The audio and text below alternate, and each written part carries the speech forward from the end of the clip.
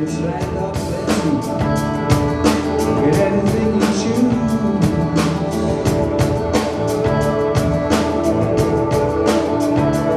But you know you got to pay your dues.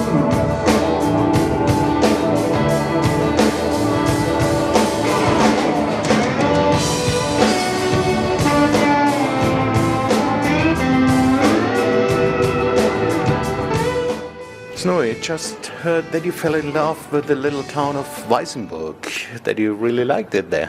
Yeah, it's a sweet little town. It's really colourful and the weather was good, so everywhere looks good when the weather's good. Right. You're here playing with the Blues Project.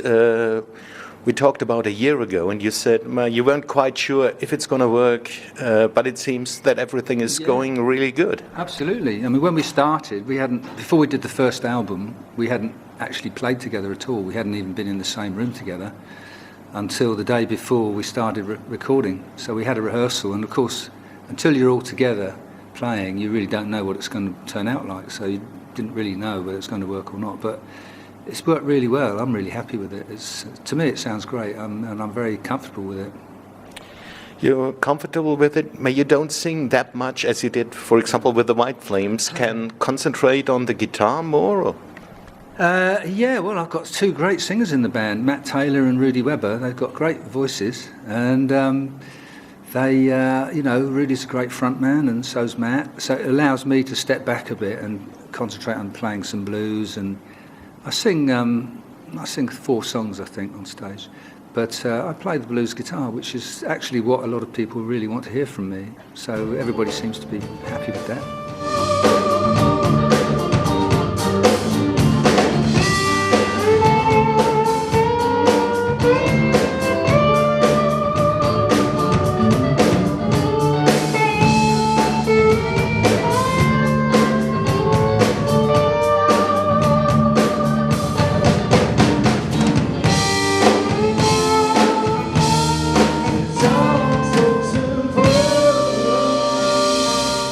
Are there any plans for doing maybe a second album or a live album? Well, we've just done a live album, actually. We're in the middle of mixing that. That'll come out fairly soon. Studio album, we have to wait and see. There's no reason to do a studio album unless we have a lot of good material, so that's what we have to get together next. You say, you're playing the blues, you love the blues. A lot of people can know you from different parts of your history, the times with Thin Lizzy, but mainly, I guess, Pink Floyd. Yeah. How is it having to live with this history and a lot of people like me asking about it? Well, I'm used to it. I don't really mind. Excuse me.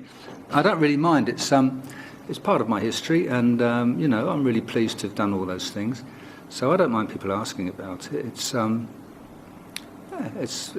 quite a big part of my life, the Pink Floyd thing, because been playing with Roger Waters since then quite a lot. So it's been in my life for many years. I'm happy to talk about it, but it's never the same as doing your own thing. Obviously, it's much more satisfying to play your own music in your own band. So that's what I enjoy most.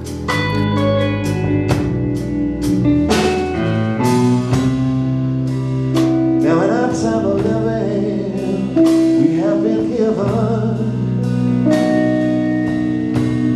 another chance to make it better, and another chance to shine. Come on, make it shine.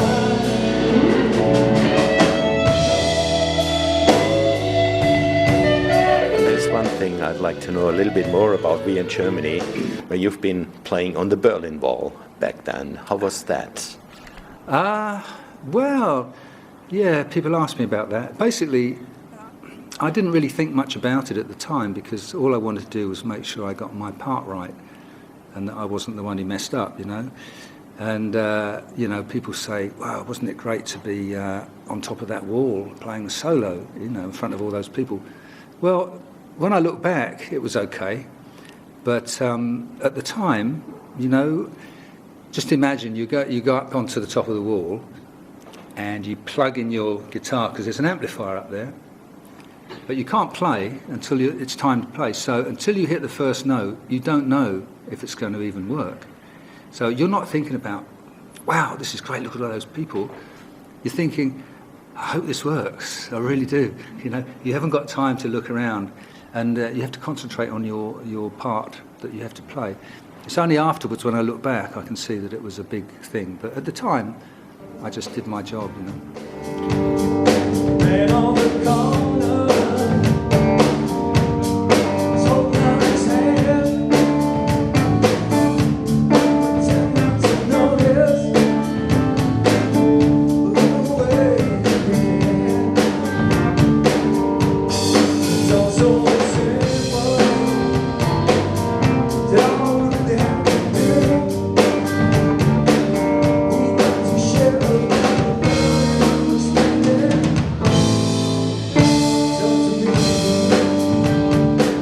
What was the thing that attracted you to the blues, or what was the initial thing moving towards the blues? Well, I heard some blues on the radio when I was about, I guess, 15 or something. And I'd been tinkering around on the guitar a little bit, playing a bit. And when I heard this blues thing, I just wanted to know how it felt to be able to play that. I wanted to be able to play it because it sounded to me like it must feel really good to be able to play all those phrases. And that's the reason I started playing. I really wanted to know what it felt like to play. And it really, it captured me, it attracted me so strongly that when I heard people talking about B.B. King and these guys, Otis Rush and Albert King, all these guys I'd never heard of, and I started to discover these guys, and that whole world, it opened right up for me. It was, you know, this really exciting world of all these guys playing guitars, and they all sound different. It's the same phrases, really, the same thing, but they're all different. They've all got their own things, and it was really exciting. So from the first time I heard some blues being played, I had a very clear path about what I wanted to do, you know.